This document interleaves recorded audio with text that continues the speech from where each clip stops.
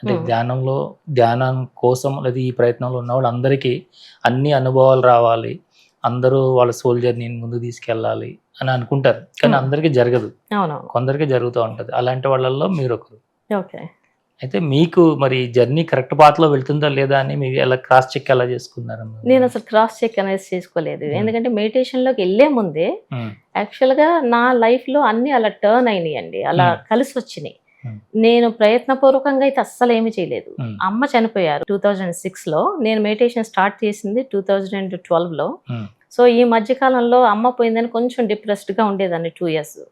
ఇంటి వెనకాల ఒక చిన్న లేక్ ఉండేది. ఆ లైక్ వైపు చూస్తా కూర్చునేదాన్ని, బర్డ్స్ చూస్తా అలా అలా నేచర్ మీద ఇంట్రెస్ట్ పెరిగి నేచర్ని వాచ్ చేయడము, ఆ పక్షులు ఏం చేస్తున్నాయి, ఓకే వాటి ఫ్యామిలీస్ ఏం చేస్తున్నాయి, అలాగా మిగిలిన ఆలోచనలన్నీ మానేసి ఒక బ్లైండ్ అయిపోయిందండి.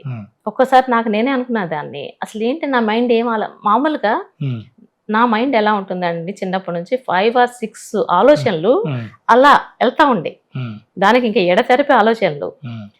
ఒక ఒక ఎవరికైనా అంతే ఉంటుంది, ఎందుకంటే నాకైతే అలా ఉండేది. అలాంటి దాన్ని ఆ 2006 తర్వాత మోస్ట్లీ 2007 తర్వాత అసలు ఆలోచనలు అనేది రావడం మానేసినాయి.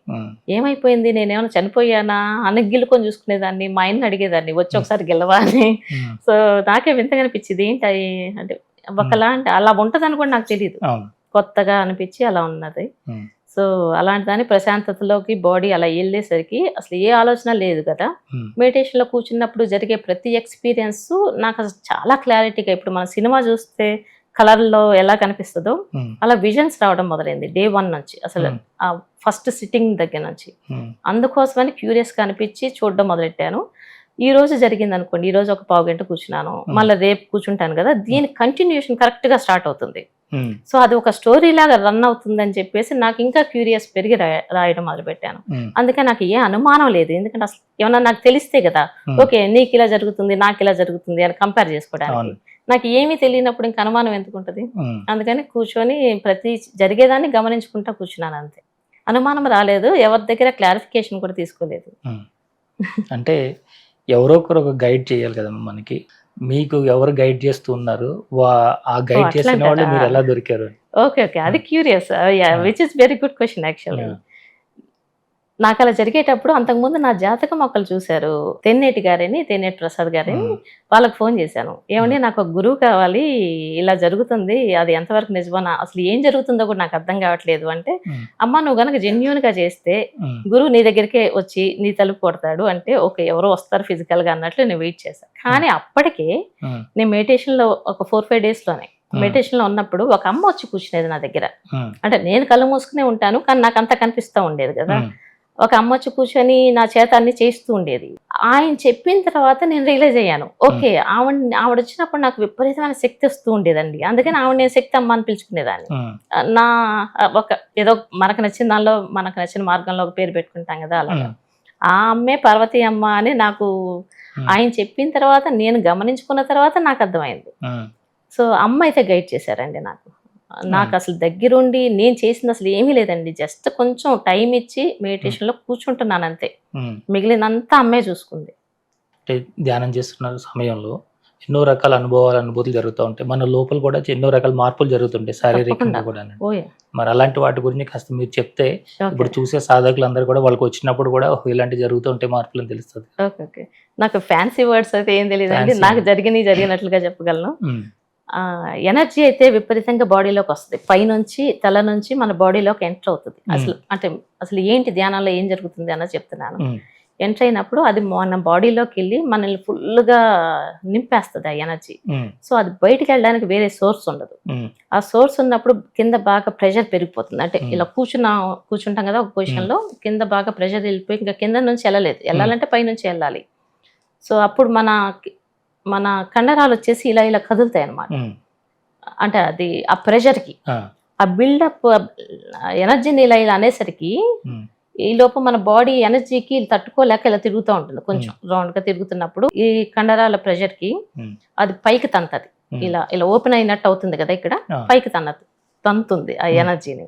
మనం ఇలా తిరగడంతో మన బాడీ లోపల ఒక ట్విస్టర్ లాగా, ఒక ట్రెమండస్ ట్విస్టర్ అంటేనే కరెక్ట్ వర్డ్ అనుకుంటా, అదే హరికేన్ లాగా ఏర్పడుతుంది గాలితో. సుడిగుండం లాగా. సుడిగుండం లాగా ఏర్పడి అది మనలో ఒక చాలా బాడీలో అయితే చాలా లాక్స్ ఉంటాయి. ముఖ్యంగా చెప్పుకోవాల్సిన 7 లాక్స్.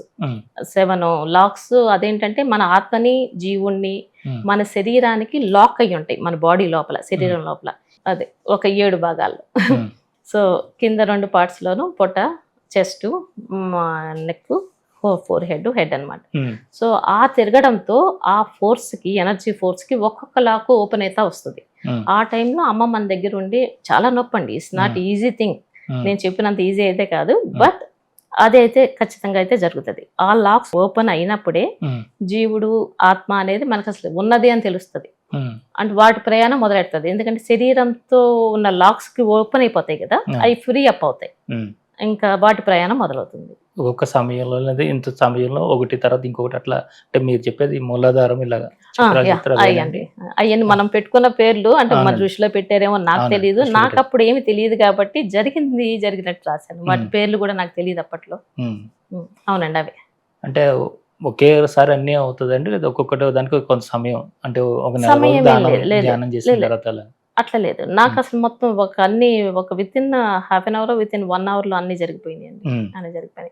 కాకపోతే నాకు గొంతు దగ్గరికి వచ్చి పైకి వెళ్ళే, నుదుటికి వెళ్ళే టైంలో అప్పుడు నేను అక్క ఒకే, అంటే తను అక్కడ ఉండి నువ్వు నాతో చెయ్యి నేనే చేస్తున్నాను అనేసరికి, అంటే ఒకరికొకరు తోడు ఉంటే కొంచెం రోజు కూర్చుంటాం కదా పద్ధతిగా, అలాగా ఫోన్ల ద్వారా చేసేదాన్ని. అప్పుడు కొంచెం డిస్టర్బెన్స్ వచ్చింది. నాది అయిపోయింది, నీది అయిపోయిందా అని ఫోన్లో అనగానే ఉలిక్కి పడి లేసి ఓకే సరేలే నేను కిందకి వెళ్తానని అలాగా మానుకొని మళ్ళా చాలా ఎనర్జీ అసలు బాడీలో ట్రావెల్ చేస్తా ఉంది. అలా ఉండలేక మళ్ళా వెళ్ళి ధ్యానంలో కూర్చున్నాను. కంటిన్యూషన్ అయింది. కాకపోతే ఒక ఫ్యూ మినిట్స్ గ్యాప్ వచ్చింది, మేబీ 10 to 15 minutes గ్యాప్ వచ్చింది మధ్యలో. కానీ ఒకే రోజు కంటిన్యూస్ గా అయిపోయింది. మనకు వచ్చే ఎనర్జీని బట్టండి అంతే. మనం చేసుకున్న కర్మలను బట్టి, మన పూర్వజన్మ సుకృతాన్ని బట్టి అన్ని క్యాల్కులేషన్ ఉంటుంది ప్రతిదానికి. అంటే మన లోపలికి వచ్చినటువంటి ఎనర్జీని దాన్ని ఎలాగైనా బయటికి పంపించాలంటే దాన్ని ట్రావెల్ చేయించకపోతే మన లోపల అది చాలా తలనొప్పిగా తీసుకొస్తుందని నేను చెప్తా ఉంటాను. తలనొప్పి అని కాదు, ఇప్పుడు ఎలక్ట్రిక్ షాక్ కొడితే మనకి ఎట్లా ఉంటుందో తెలీదు. కరెక్ట్ గా అలానే ఉండొచ్చు అనుకుంటాను, ఎందుకంటే మనం ఎప్పుడు కొట్టించుకొని ఎక్స్పీరియన్స్ అవ్వం కదా. ఎగ్జాక్ట్లీ. అది ఒక కరెంట్ షాక్ లాగా పాస్ అవుతా ఉంటుందండి ఎనర్జీలో. అసలు ఇట్స్ వెరీ ఇంట్రెస్టింగ్ ఎక్స్పీరియన్స్. అది చాలా ట్రెమెండస్. అది మామూలు ఎనర్జీ కూడా కాదండి. అది మనకి స్కిన్ బయట కనిపించదు, లోపల పాస్ అవుతుంటది. జిమ్ జిమ్ జిమ్ అని. ఇప్పుడు నరాలు మనకి ఇలా పెట్టుకుంటే మీకు బ్లడ్ ఫ్లో అవుతున్నట్టు తెలుస్తుంది కదా, సేమ్ అదే ట్రెమెండస్ స్పీడ్ లో ఒక లైట్నింగ్ లాగా పాస్ అవుతుంటది. యూ వోంట్ మిస్ ఇట్ అండి. జరిగింది అంటే ఖచ్చితంగా అసలుకి దాన్ని మర్చిపోవడానికి, ఇగ్నోర్ చేయడానికి ఏముండదు, తెలిసి తీరుతుంది 100%.